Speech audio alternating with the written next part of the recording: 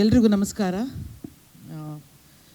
ಹೊಸ ಕ್ಯಾಲೆಂಡರ್ ವರ್ಷದಲ್ಲಿ ಹೊಸ ಒಳ್ಳೆಯ ಹೆಸರು ಲಕ್ಷ್ಮೀ ಪುತ್ರ.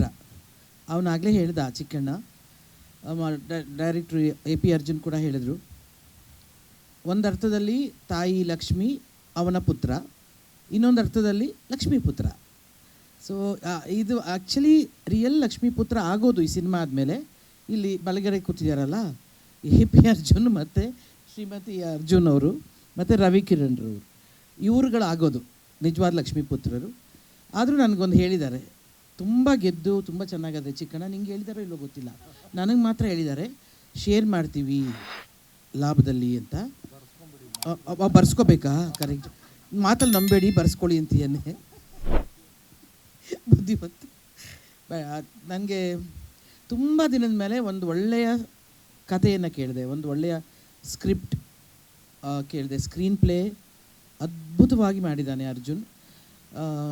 ನನಗೆ ಅಫ್ಕೋರ್ಸ್ ಇತ್ತೀಚೆಗೆ ಒಂದೆರಡು ಸಿನಿಮಾಗಳಲ್ಲಿ ಚೆನ್ನಾಗಿ ರೋಲು ಅಂತ ಹೇಳಿ ಅದು ನನಗೆ ಸ್ವಲ್ಪ ಸ್ಯಾಟಿಸ್ಫ್ಯಾಕ್ಷನ್ ಆಗದೇ ಇರೋದ್ರಿಂದ ಹೆಚ್ಚು ಸಿನಿಮಾಗಳನ್ನ ನಾನು ಒಪ್ಕೊಳ್ಳೋಂಥ ಕೆಲಸ ಮಾಡ್ತಿಲ್ಲ.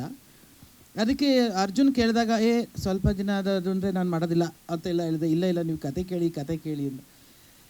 ಕತೆ ಕೇಳಬೇಕಾ? ಯಾಕಂದರೆ ಈಗೆಲ್ಲರೂ ಏನು ಮಾಡ್ತಾರೆ ಅಂದರೆ ಬಾಂಡೆಡ್ ಸ್ಕ್ರಿಪ್ಟ್ನ ಕೊಟ್ಬಿಡ್ತಾರೆ, ಅದನ್ನು ಓದ್ಕೊಳ್ಳಿ ಅಂತ ಹೇಳೋರು ತುಂಬ ಜನ ಜಾಸ್ತಿ. ಕತೆ ಹೇಳಲಿಕ್ಕೆ, ಪ್ರೆಸೆಂಟ್ ಮಾಡಲಿಕ್ಕೆ ಒಂದೊಂದು ಸತಿ ಹಿಂಜರಿಕೆ ಇದ್ದು ಅವ್ರು ಆ ಥರ ಮಾಡ್ತಾರೆ, ಒಂದು ಸತಿ ಕತೆ ಹೇಳ್ತೀನಿ ಅಂತಲೂ ಬರ್ತಾರೆ. ಅರ್ಜುನ್ ಮತ್ತು ಡೈರೆಕ್ಟ್ರು ಇಬ್ಬರು ಮನೆಗೆ ಬಂದಾಗ ಅಫ್ಕೋರ್ಸ್ ಕತೆ ಹೇಳಲಿಕ್ಕೆ ಸ್ಟಾರ್ಟ್ ಮಾಡಿದ್ರು.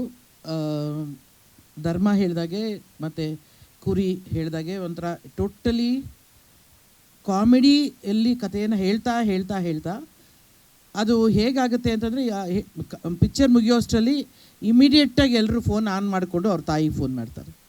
ಅದನ್ನು ಮಾತ್ರ 100% ಸತ್ಯ. ಬಹುಶಃ ನೀವೆಲ್ಲರೂ ಅದು ನೋಡ್ತೀರಿ, ಸಾಕ್ಷಿ ಸಮೇತವಾಗಿ ನೋಡ್ತೀರಿ ಥಿಯೇಟ್ರಲ್ಲಿ.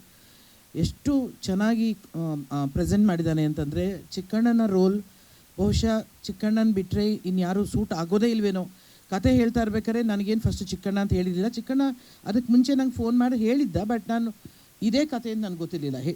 ನಾನು ಇಮ್ಯಾಜಿನ್ ಕೂಡ ಮಾಡ್ಕೊಂಡು, ಬಟ್ ಇವನು ಎಲ್ಲ ಹೇಳಿದ್ಮೇಲೆ ಬಹುಶಃ ಚಿಕ್ಕಣ್ಣಗೆ ಟೈಲರ್ ಮೇಡ್ ಕ್ಯಾರೆಕ್ಟರ್ ಅನಿಸುತ್ತೆ. ಒಂಥರ ಕಾಮಿಡಿಯಲ್ಲೇ ಎಲ್ಲವನ್ನು ಎಮೋಟ್ ಮಾಡೋದು. ಬಹುಶಃ ಅದು ಚಾರ್ಲಿ ಚಾಪ್ಲಿನ್, ನಮ್ಮ ನರಸಿಂಹರಾಜುರವರು ಅಥವಾ GV ಅಯ್ಯರವರು ಈ ಥರದ ಒಂದು ಪಾತ್ರಧಾರಿಗಳು ಮಾಡುವಂಥ ಕಥೆಯಲ್ಲಿ ಒಂಥರ ಎಲ್ಲವನ್ನೂ ಹೇಳ್ಕೊಳ್ಳುವಂಥ, ಅದನ್ನು ತಮಾಷೆ ಮೂಲಕವೇ ಸಮಾಜಮುಖಿ ಕೆಲಸವನ್ನು ಮಾಡ್ತಾ, ಎಚ್ಚರಿಕೆಯನ್ನು ಕೊಡ್ತಾ, ಒಂದು ಎಮೋಷನ್ ಬಾಂಡಿಂಗು ಮಾಡ್ತಾ, ಎಲ್ಲ ಕ್ಯಾರೆಕ್ಟರ್ಗಳು ಕೂಡ ಯಾವುದೇ ಒಂದು ಕಥೆಯಲ್ಲಿ ನನಗೆ ಯಾವುದೇ ಒಂದು ವೇಸ್ಟಾಗಿ ಬಂದು ಹೋಯಿತು ಕ್ಯಾರೆಕ್ಟ್ರು ಅಂತ ಅನ್ನಿಸ್ಲೇ ಇಲ್ಲ ಇವನು ಹೇಳ್ತಾ ಇರ್ಬೇಕಾದ್ರೆ.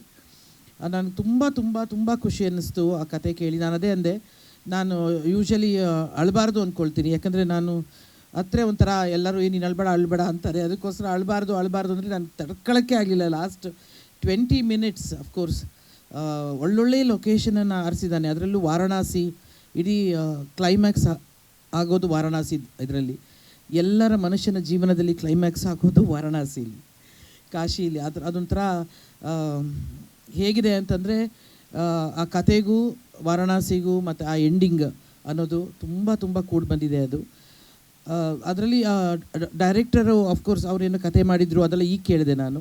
ಬಹುಶಃ ಕತೆ ಅರ್ಜುನ್ ಹೇಳ್ತಾಯಿದ್ರು, ಆ್ಯಕ್ಟ್ ಮಾಡ್ತಾ ಇದ್ದಿದ್ದು ಪಕ್ಕದಲ್ಲಿ ಡೈರೆಕ್ಟ್ರು ಫುಲ್ ಎಕ್ಸ್ಪ್ರೆಷನ್ ಕೊಡ್ತಾಯಿದ್ರು ಅವರು. ಅಂದರೆ ನಾನು ಅವಾಗಲೇ ಅಂದ್ಕೊಂಡೆ, ಒಳ್ಳೆ ಡೈರೆಕ್ಟ್ರ್ ಕೇಳಿ ಬಂದಿದೆ ಸಬ್ಜೆಕ್ಟ್ ಇದು ಅಂತ. ಯಾಕೆಂದರೆ ಪ್ರತಿಯೊಂದು ಸೀನ್ ಹೇಳ್ಬೇಕಾದ್ರು, ಪ್ರತಿಯೊಂದು ಕ್ಯಾರೆಕ್ಟ್ರ್ ಹೇಳ್ಬೇಕಾದ್ರು ಸ್ವಾಮಿಗಳು ಅವ್ರ ಎಕ್ಸ್ಪ್ರೆಷನ್ ತೋರಿಸ್ಕೊಂಡು ಹಿಂಗೆಲ್ಲ ಆ್ಯಕ್ಟ್ ಮಾಡ್ತಾಯಿದ್ರು. ತುಂಬ ಖುಷಿ ಅನ್ನಿಸ್ತು ನನಗೆ. ಅಂದರೆ ಒಂದು 2025ಗೆ ನನ್ನ ಚಿತ್ರಜೀವನದಲ್ಲಿ ಒಂದು ದೊಡ್ಡ ಪಾತ್ರದ ಜೊತೆಗೆ, ದೊಡ್ಡ ಕಥೆ ಜೊತೆಗೆ, ಅದ್ಭುತವಾದ ಸ್ಕ್ರಿಪ್ಟ್ ಜೊತೆಗೆ, ಸ್ಕ್ರೀನ್ ಪ್ಲೇ ಜೊತೆಗೆ, ಒಳ್ಳೆಯ ಪ್ರೊಡಕ್ಷನ್ ಜೊತೆಗೆ ನಾನು ಇದ್ದೀನಿ ಅನ್ನೋದು ತುಂಬ ಖುಷಿ ಅನಿಸುತ್ತೆ. ಚಿಕ್ಕಣ್ಣ ನಾನು ಈಗಲೇ ಕೇಳ್ತಾ ಇದ್ದೆ, ಕಿರಾತಕನೇ ನೀನು ಫಸ್ಟ್ ಸಿನಿಮಾನ ಅಂತ. ಯಾಕಂದರೆ ಆವಾಗ ಬಂದಿದ್ದ ಚಿಕ್ಕಣ್ಣಗೂ ಇವಾಗ ಬಂದಿದ್ದ ಚಿಕ್ಕಣ್ಣಗೂ ತುಂಬ ಅದರಲ್ಲಿ ಮೈಯಲ್ಲಿ ವ್ಯತ್ಯಾಸ ಇದೆ, ಆದರೆ ಗುಣದಲ್ಲಿ ಹಾಗೇ ಇದ್ದಾನೆ. ಅದೇ ಚಿಕ್ಕಣ್ಣನೇ ನೋಡ್ತಾ ಇದ್ದೀನಿ. ಬೆಳೆದಿದ್ದಾನೆ, ತುಂಬ ಪಾತ್ರಗಳನ್ನು ಮಾಡಿದ್ದಾನೆ, ಜನಪ್ರಿಯನಾಗಿದ್ದಾನೆ, ತುಂಬ ಜನಕ್ಕೆ ಹತ್ತಿರ ಆಗಿದ್ದಾನೆ. ಈ ಸಿನಿಮಾದಿಂದ ಮನೆಯ ಮಗ ಆಗ್ತಾನೆ, ಅದಂತೂ ಬರೆದಿಟ್ಕೊಳ್ಬೋದು. ಅವನು ಬರೀ ಕಾಮಿಡಿ ರೋಲು ಅಥವಾ ಹೀರೋ ಇನ್ನೇನೋ ಮಾಡ್ತಾನೆ ಅನ್ನೋದಕ್ಕಿಂತ ಹೆಚ್ಚಾಗಿ ಒಬ್ಬ ಮನೆಯ ಸಂಸಾರದ ಒಬ್ಬ ಮಗ ಆಗ್ತಾನೆ. ಎಲ್ಲರಿಗೂ ಇಂತಹ ಒಂದು ಕ್ಯಾರೆಕ್ಟ್ರ್ ಮಾಡಬೇಕಪ್ಪ ಅಂತ ನಿಜವಾಗ್ಲೂ ಅನಿಸೋಂಥ ಕ್ಯಾರೆಕ್ಟ್ರ್ ಅದು.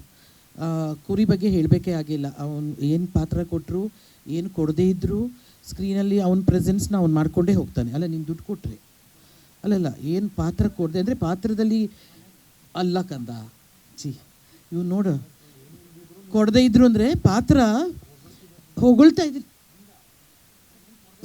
ನಾನು ಒಂದು ಟ್ಯಾಗ್ಲೈನ್ ಹಾಕೊಂಡು ಮಾತಾಡ್ಬೇಕನ್ನೋ ಇನ್ಮೇಲೆ ಹೊಗಳ್ತಾ ಇದ್ದೀನಿ ನಿನ್ನ.